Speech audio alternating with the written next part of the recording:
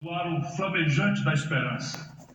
Eu sou também dos que gostam de ver o sol do meio-dia acender sobre o mundo a chama da rebeldia. Eu sou daqueles que não usam a noite propriamente para dormir, mas para sonhar e construir a aurora radiante de um novo dia. É por isso que eu trago hoje para vocês, brasileiros, brasileiras, irmãos e irmãs meus, a voz da rebeldia da esperança. Rebeldia e esperança são as duas únicas energias capazes de retirar o nosso Brasil das trevas e da estagnação aonde nos encontramos hoje. Elas têm que estar juntas e aliadas. Uma, separada da outra, não consegue, não alcança. A rebeldia sem esperança é a rebeldia sem causa. E a esperança sem rebeldia é um sonho que nasce, como muitos outros, moribundo.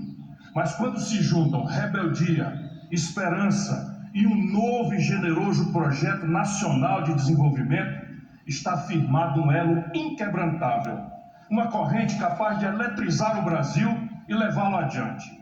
Mas essa não é uma tarefa isolada de um homem só, nem mesmo de um presidente. É de toda uma nação de pé, mobilizada para transformar profundamente o Brasil. De pé a cantar um hino de amor à rebeldia e um cântico de fé à esperança.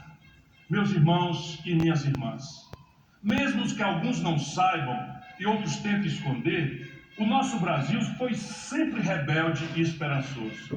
Mesmo hoje, quando um aparente marasmo parece cobrir tudo, essa mistura de rebeldia e esperança está latente em atitudes e ações de heroísmo individual. É ela que anima a mãe solteira pelo Brasil afora, mãe solteira essa que se agarra à vida como uma leoa para defender seus filhos. É ela que dá energia ao trabalhador que acorda de madrugada, ainda escura, e parte para o trabalho espremido nos ônibus, nos metrôs velhos e desconfortáveis. É ela que move os milhões de empreendedores individuais que enfrentam todos os obstáculos para manter os seus negócios. E quando fracassam, recomeçam tudo outra vez, e outra vez, e outra vez. É ela que dá força ao pequeno produtor rural, que se recusa a irrigar sua lavoura com lágrimas e prefere irrigá-la com o suor do seu trabalho honesto e da sua mão calejada. É ela que alimenta o estudante pobre, ávido de conhecimento, a desafiar sem medo a falta de dinheiro e até de tempo para estudar. É ela que energiza o crente em Deus, como eu, que lança suas preces ao céu, mas que sabe que a primeira redenção se dá aqui na terra com um trabalho honesto e produtivo. Essa poderosa energia vem dos primórdios da nossa história brasileira.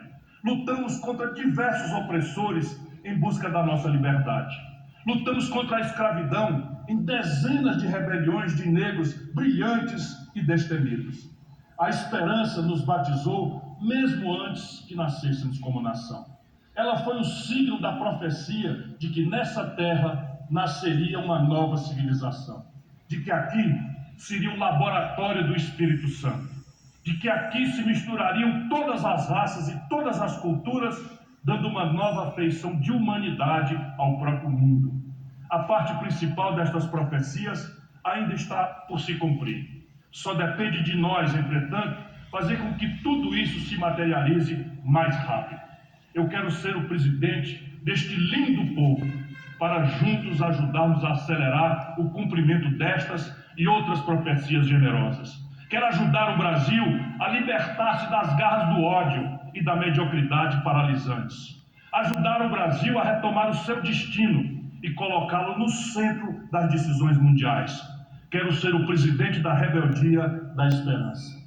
Minhas irmãs e meus irmãos, são imensos os desafios que o mundo tem pela frente.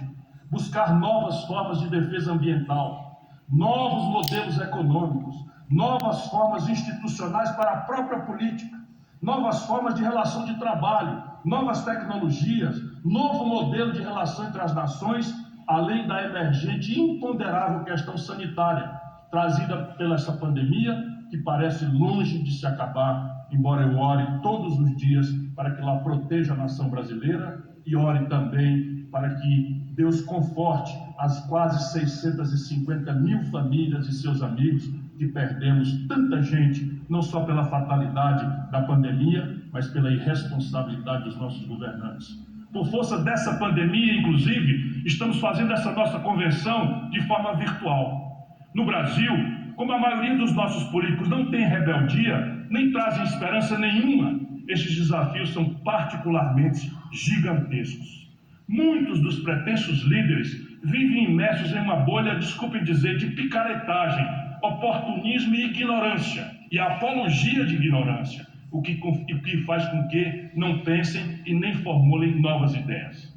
Na verdade, o centro do mundo deles é a subserviência vergonhosa aos seus patrões, que sempre lucram nas costas do povo. Por isso, mantém há décadas a mesma política econômica que paralisa o país, aumenta a pobreza e amplia a desigualdade. Eles fazem isso porque têm patrões muito poderosos, visíveis ou ocultos, nacionais ou multinacionais.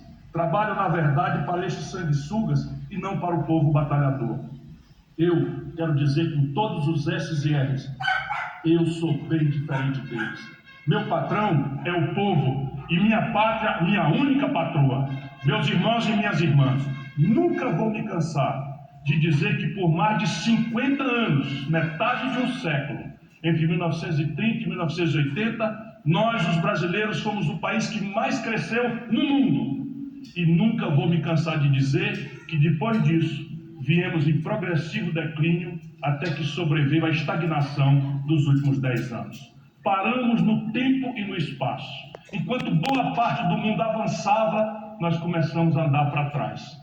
Caranguejos atolados no mangue do atraso. Gosto de lembrar com amarga tristeza que em 1980, ontem, o nosso PIB per capita, a renda do Brasil dividida por cabeça, era 15 vezes maior do que o chinês. Olha aqui, a renda do brasileiro em 1980 era 15 vezes maior do que a renda média de um chinês, apenas ali em 1980. Hoje, a nossa renda per capita não alcança nem 79% da renda média de um chinês. Estamos perdendo a nossa grandeza, exaurindo as nossas riquezas, destruindo o nosso meio ambiente e ampliando dramaticamente a nossa pobreza. E por que tudo isso acontece? Por que tudo isso continua acontecendo se, como antes, nós estamos debaixo do mesmo belíssimo céu azul abençoado pelo Cruzeiro? Se pisamos a mesma terra fértil e somos o mesmo povo amado, lindo e trabalhador? A resposta é simples, unicamente por conta da política e dos políticos. Desde o famigerado Consenso de Washington, em 1989, que poderosos estrangeiros e seus asseclas nacionais conseguiram domesticar a política e encapsular a economia dos países mais pobres na camisa de força do neoliberalismo. E o resultado disso? Fracasso sobre fracasso, tragédia sobre tragédia, desemprego, fome, desmantelamento de indústrias e de estados nacionais, explosão de refugiados a vagar perdidos pelo mundo. Aqui no Brasil, estagnação completa ou crescimentos curtos e enganadores. Verdadeiros voos de galinha, como tenho falado, para a renda e consumo do povo, e permanentes voos de abutre para os rapinadores. Lucros imensos, sem igual no mundo, para os especuladores financeiros e migalhas, poucas migalhas, para os pobres. Em ridículas políticas compensatórias que, ao invés de os envergonhar, servem curiosamente de orgulho e basófia para alguns que se dizem de esquerda. Até o termo de esquerda foi corrompido no nosso país. Nos empurraram para o quintal do mundo e nós aceitamos. Um quintal sem tecnologia, sem mão de obra qualificada, sem mercado internacional de manufaturados, com uma indústria nacional enfraquecida. E nós aceitamos. Nos mergulharam num primitivismo produtivo e educacional. E nós aceitamos. Sem inclusão produtiva e qualificadora, sem participação nas decisões internacionais, e nós aceitamos. Sem condições de explorar suas próprias riquezas, sem gerar poupança interna e dependendo sempre do capital especulativo internacional, a quem ofereceríamos lucros com os maiores juros do mundo, e nós aceitamos. Que triste espelho em que nos miramos, que régua estreita é aquela com a qual nos medimos. Tantos erros, enganação e manipulação grosseira só poderiam resultar nessa tragédia que é o governo Bolsonaro. Minhas irmãs e meus irmãos, hoje estamos entre os países mais desiguais e que menos crescem no mundo, com um dos maiores índices de desemprego e com um dos menores níveis de qualidade de ensino do planeta Terra. Estamos entre os que menos investem em tecnologia, pesquisa e formação de mão de obra. Estamos entre os menos preparados para ingressar na economia do conhecimento, do universo digital, que é um desafio que vai matar os empregos tradicionais. Estamos virando analfabetos digitais, tateando no mundo das novas tecnologias e da inteligência artificial. Paradoxalmente, isso ocorre em um dos países com mais vitalidade cultural e humana e de mais potencial de crescimento. A incompetência de Bolsonaro apenas agravou uma situação que piorava ano após ano.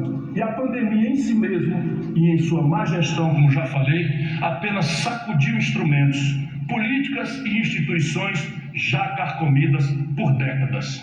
E foi potencializada criminosamente pela política genocida que já nos ceifou, como já disse, e é preciso lembrar dessas pessoas e não esquecer o que deu causa a essa tragédia. Mais de 620 mil vidas perdidas. Eu tenho que perguntar, é este o legado de longo prazo deixado por partidos ditos de esquerda e de centro-esquerda que ocuparam o poder no Brasil por mais de 20 anos? Seria mesmo o nosso destino cair na sequência nas mãos de uma direita obscurantista e criminosa como a de Bolsonaro, que piorou tudo, mas que não pode ser condenada isoladamente? Será que seria exagero dizer que os presidentes, apesar de diferentes em muitas coisas, foram iguaizinhos em economia? E que o modelo econômico que copiaram uns dos outros nos trouxe a esse beco sem saída? Será que seria absurdo mostrar que, com as diferenças apenas de escala e formatos, eles copiaram e repetiram os mesmos projetos e programas na área social, mudando apenas os seus nomes? Será que seria mentira afirmar que eles, sem exceção, impuseram um tipo de governança que tem um conchavo, a fisiologia e a corrupção como eixos? Acreditem, por mais trágico, não é exagero, é pura realidade. Esse desmonte e repetição do mesmo modelo já vem de muito tempo. Collor escancarou a porteira, Fernando Henrique preparou a mesa do banquete e Lula, convenhamos, condimentou melhor os pratos. Depois de servir cerimoniosamente aos tubarões, Lula distribuiu com compaixão de filantropo as sobras para os mais pobres. Anos atrás, tínhamos uma política econômica tão selvagem e elitista que fazia os ricos lucrarem sem parar com a doença da inflação. Por isso levaram tantos anos se beneficiando dela e através dela. A inflação era uma espécie de imposto, de tributo cobrado dos pobres e da classe média e dado aos ricos. Chegaram ao requinte de criar uma moeda apenas para os afortunados, a chamada correção monetária. Quando este ciclo se exauriu, quando fizemos ali o Plano Real, encontraram uma forma engenhosamente perversa de contê-la, transformando os juros em falsa panaceia anti-inflacionária, mas que na realidade não passava e não passa de uma máquina poderosa, absurda, de gerar lucros para o setor financeiro e de muleta para a falta de poupança interna do país. É igualmente uma máquina cruel de triturar o corpo e o espírito dos setores produtivos, em especial do setor industrial que está morrendo. Além de escravizar no crediário extorsivo e na dívida aterradora os consumidores pobres e da classe média. O signo máximo dessa época é o tal tripé macroeconômico: meta de inflação, câmbio flutuante e superávit primário. Essa foi a política produzida por Fernando Henrique, por Lula, por Michel Temer, por Bolsonaro, apesar de tanta diferença de discurso, de cor de bandeira, de retórica, de propaganda. Esta é a chave de inteligência do problema brasileiro. Esse tripé deveria, claro, ter sido uma solução temporária e de transição, mas que permanece até hoje, proibindo definitivamente o país de crescer. Não satisfeitos, eles continuam a enganar letrados e iletrados, repetindo a mentira de que não há outra solução senão esta. Entre 1980 e 2010, perdemos a vocação para o crescimento. E entre 2010 e 2020, o país cresceu zero, pela primeira vez em 120 anos. Pela primeira vez em 120 anos, O Brasil passou uma década inteira sem crescer absolutamente nada. Mas em lugar de terem antevisto e evitado esse desastre, fazendo as reformas estruturais que todos sabemos quais são, eles preferiram, por comodismo político, jogo eleitoreiro e transações escusas, manter o modelo econômico equivocado. Meus irmãos e minhas irmãs, aproxima-se o momento eleitoral e eles repetem estas velhas mentiras econômicas e as mesmas velhas mentiras políticas.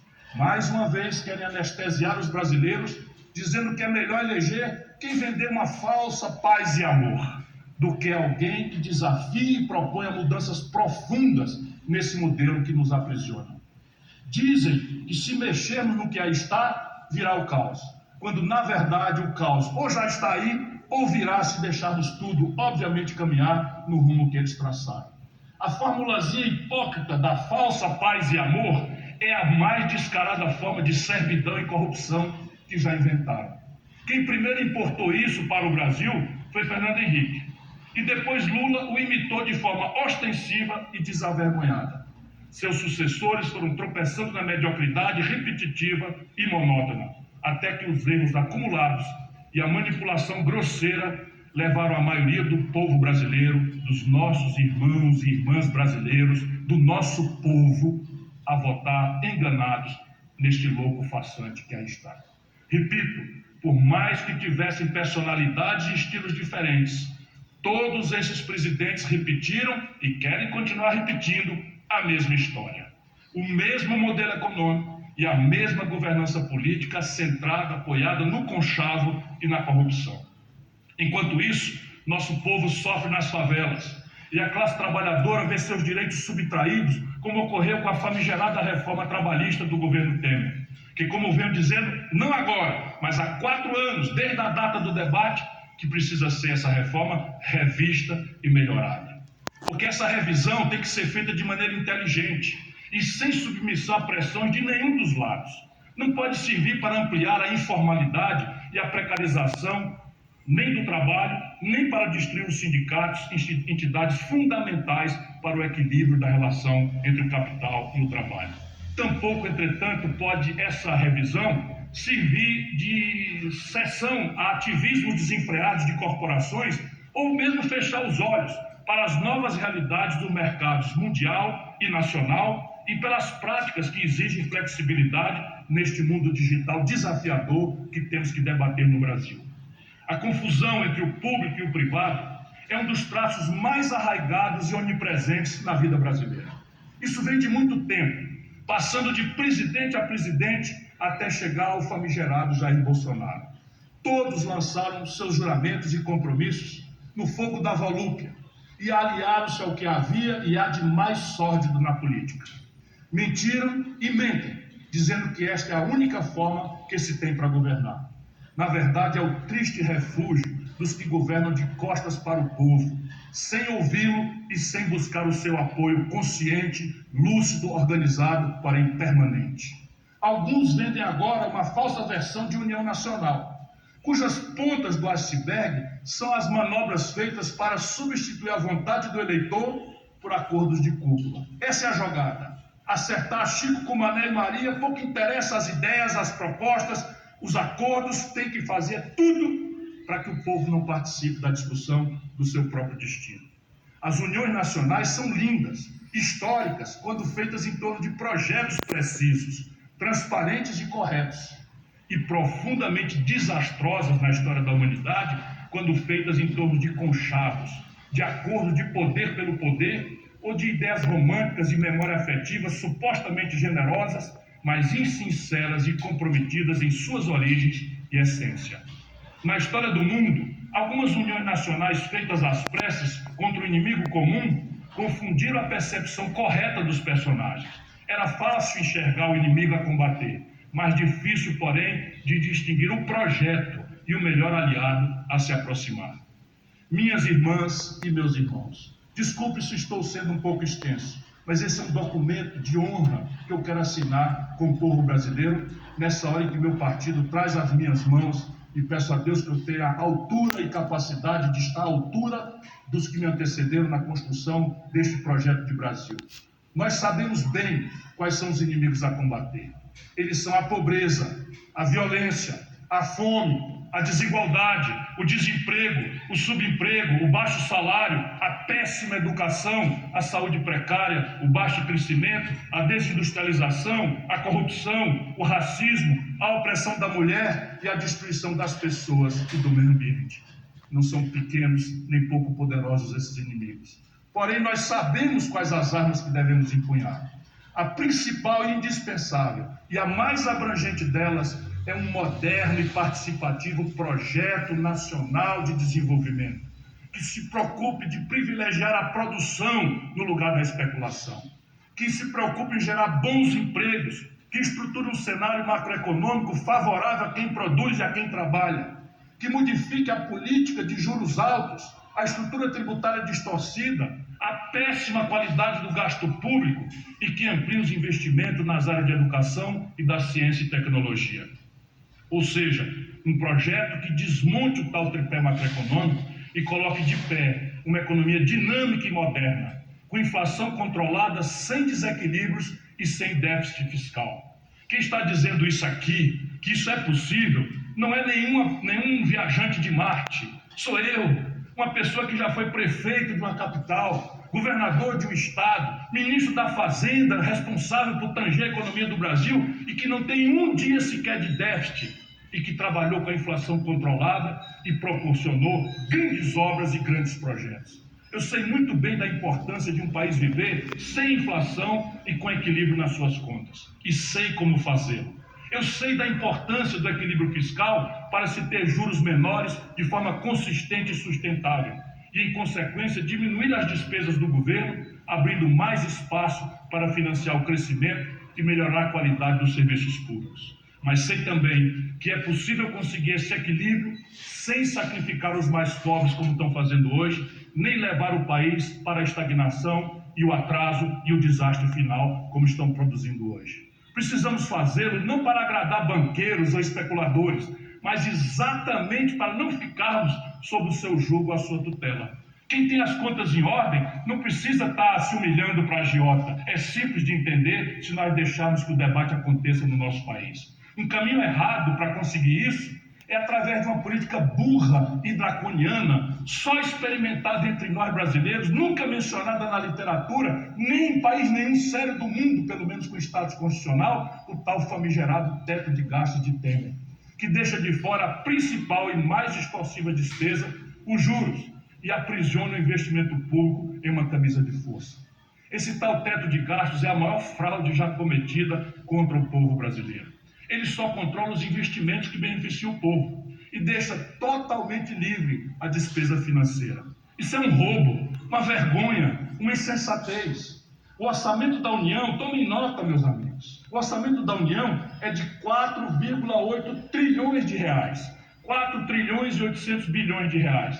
Mas só se discute, só se liberta para a imprensa olhar, só que se quer controlar 1,8 trilhão.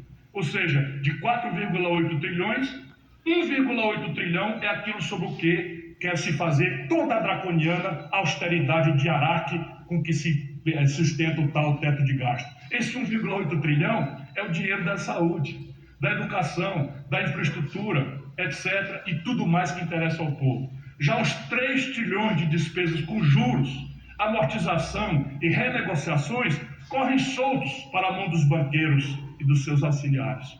Correm tão sem limite como a falta de vergonha dos que defendem tamanho absurdo. Para vocês terem uma ideia, com apenas 1% de aumento dos juros decretado pelo Banco Central, a nossa dívida pública aumenta 33 bilhões de reais em poucos segundos. Prometo, portanto, acabar com esta ficção fraudulenta chamada teto de gastos e colocar em seu lugar um modelo que vai tocar o país adiante sem inflação e com equilíbrio fiscal verdadeiro. Um projeto nacional de desenvolvimento pactuado entre os setores público e privado conseguirá isso e muito mais, porque ele prevê tanto o desenvolvimento científico e tecnológico como a redução das desigualdades entre as pessoas e entre as regiões. fazendo profundas melhorias nos indicadores de pobreza, de miséria e de qualidade de vida do nosso povo. Mentem, mas mentem descaradamente os que dizem que nosso projeto nacional de desenvolvimento é gestado em velhas ideias estatizantes.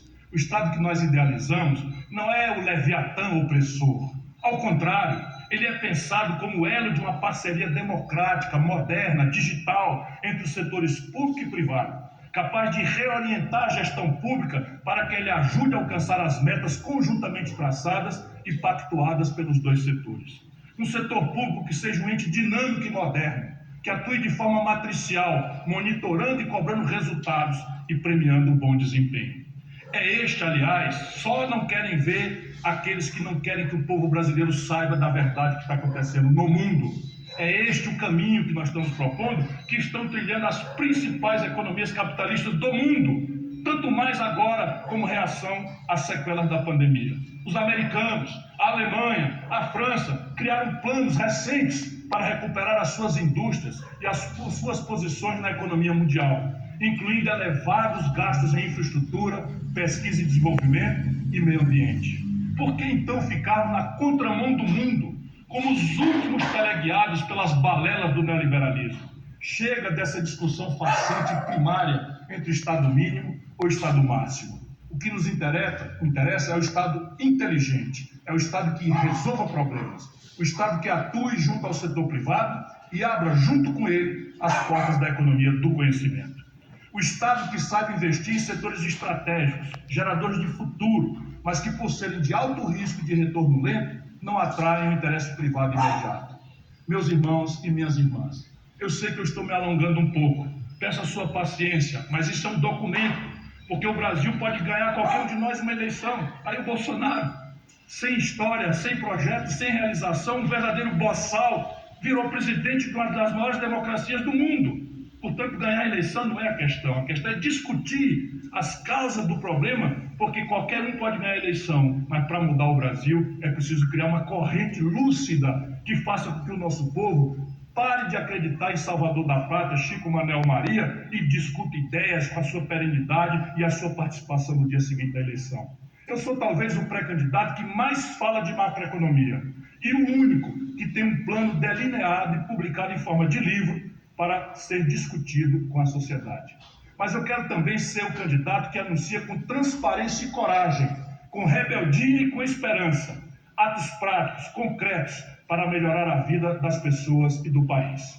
Por isso eu vou reafirmar aqui em alto e bom som: eu taxarei sim as grandes fortunas, eu cobrarei sim impostos sobre lucros e dividendos, eu modificarei sim a estrutura tributária para acabar com a pouca vergonha e a injustiça do pobre e da classe média brasileiros pagarem mais impostos do que os ricos, e para poder desonerar compensatoriamente a produção de forma seletiva e bem planejada, acabando o festival de desonerações sem controle e sem retorno. Só esse ano, enquanto o povo amarga a pobreza, a miséria, a fome, 350 bilhões de reais de imposto de vidro são dispensados de cobrar pelo governo só este ano, sem qualquer avaliação de retorno, porque incentivo fiscal é importante se houver retorno. Mas no Brasil, filé mignon, salmão, queijo suíço são isentos de imposto, e o dinheiro que se dispensa só desses 3 itens do luxo das classes abastadas e ricas bota 1 milhão de crianças numa creche em tempo integral. Esse é o problema, eu sei onde está o dinheiro. Podem tremer de medo os apenas 50 mil privilegiados desse sistema injusto de impostos, e podem vibrar de esperança os mais de 210 milhões de brasileiros que serão beneficiados. Eu vou resolver sim o endividamento de 63 milhões de brasileiras e brasileiros humilhados e prisioneiros do SPC e do Serasa. Podem tremer de medo as 5 ou 6 famílias de banqueiros e os poucos milhares de especuladores que lucram com essa escravidão e com a humilhação do nosso povo. E vibrem de esperança milhões e milhões de pais de família e todo o setor produtivo que se beneficiarão com a recuperação do poder de compra e do crédito dos trabalhadores. Eu mudarei sim a criminosa política de preços e de gestão da Petrobras.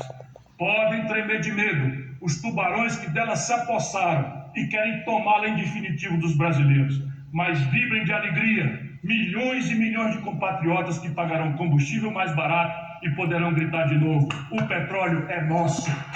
Quero ser o presidente capaz de corrigir os desvios macroeconômicos e de traduzir imediatamente seus resultados em obras e projetos.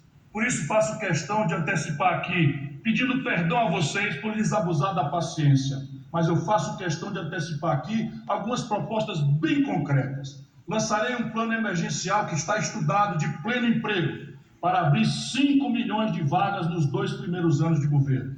Lançarei o programa Internet do Povo para facilitar o acesso da população pobre à internet com financiamento de smartphones, fazendo disso uma ferramenta de política industrial que será explicada. Vou financiar smartphones em até 36 meses sem juros, Wi-Fi gratuito em áreas comunitárias dos bairros mais populosos e nas pequenas cidades mais pobres. Promoverei cursos de capacitação em informática, gratuitos e online, e cursos profissionalizantes e gratuitos de games. Implantarei um modelo que funciona muito bem hoje no Ceará e quero saudar aquele que é o maior responsável por tudo, que me alegra de sua presença aqui, o senador Cid Ferreira Gomes, que deu início a essa grande revolução. Nós vamos implantar no Brasil o modelo Minha Escola, Meu Emprego, Meu Negócio, unindo ensino, trabalho e assistência profissional, além de garantir, como já fazemos no Ceará, estágios remunerados pelo governo para a juventude começar a sua vida profissional. Construirei escolas de tempo integral nos bairros mais pobres e populosos das grandes cidades, assim como Brizola fez e assim como no Ceará avançamos para universalizar. Implantaremos um programa de reforma urbana e de regularização fundiária para legalizar a posse do terreno e da casa, entre outras ações, junto a um projeto para financiar em 10 anos a reforma de moradias populares com a contratação de mão de obra preferencialmente da própria família ou da comunidade. Implantaremos o programa Renda Mínima Universal Eduardo Suplicy, englobando os pagamentos feitos pelo Auxílio Brasil, o Seguro-Desemprego e a Aposentadoria Rural, o status constitucional para acabar com esta verdadeira e criminosa manipulação da sorte do nosso povo mais pobre, que a cada véspera de eleição se ameaçar tomar esse benefício ou tentar manipulá-lo trocando de nome para tentar recriar emulações para que o nosso povo perca a sua liberdade de votar sem precisar depender de ninguém. Vamos voltar a criar no Brasil estoques reguladores de feijão, arroz e outros cereais e alimentos para baixar o preço da comida. E vamos garantir gás de cozinha pela metade do preço para famílias de renda mensal de até 3 salários mínimos. Daremos uma atenção super especial e prioritária à defesa do meio ambiente. A nossa pauta ambiental tanto será um instrumento vigoroso de proteção dos nossos ecossistemas, como de oportunidade de investimentos para o Brasil. Isso através do incentivo ao desenvolvimento de novas fontes de energia, a reorientação do uso do petróleo, alterações na forma de produzir carnes e outros alimentos, enfim, a implantação de uma moderna infraestrutura de baixo uso de carbono. Saberemos provar e convencer a todos os brasileiros, mas especialmente aos nossos irmãos da Amazônia, que são 40 milhões de irmãos e irmãs nossas, que a floresta em pé vale incomparavelmente mais do que a floresta derrubada. E de que a nossa Amazônia, da nossa Amazônia sairão, por exemplo, os novos remédios que irão revolucionar a farmacologia mundial. Minhas irmãs e meus irmãos, há um problema grave que não posso deixar de mencionar, ainda que lhes abusando da paciência, mas esse é um problema que afeta grave e seriamente o nosso país. Por sua complexidade, tem servido de um lado para a demagogia, falsas soluções, mentiras e manipulações, e de outro tem ajudado ao fortalecimento político e ao enriquecimento ilícito de muita gente. Trata-se da corrupção, um problema que afeta e desafia todos os países e que entre nós tem características endêmicas e bem próprias. A corrupção no Brasil se expressa por uma aliança, um acerto entre parcelas das elites políticas e econômicas para capturar e dominar o destino do país. Trata-se de um problema causado não apenas por defeitos morais, mas por profundas falhas políticas e institucionais. Enfrentar a corrupção deve ser tarefa de uma política de Estado e meios institucionais que a enxerguem com a visão de um clínico geral, que sabe que ela é uma doença interligada a outras, mas capaz de tratamento. Ao lado de um gabaritado grupo de juristas, cientistas políticos e homens públicos, estou elaborando um plano de combate à corrupção, que colocarei em discussão pública até o próximo mês de março. Terá como principal característica uma ação preventiva, permanente, apoiada no resgate da institucionalidade, isenção e na capacidade de trabalho dos órgãos de controle e punição. Nesse plano, não haverá espaço para estrelismos e efeitos especiais, nem para espetáculos de conquista de plateias ou, pior, de eleitores. Os que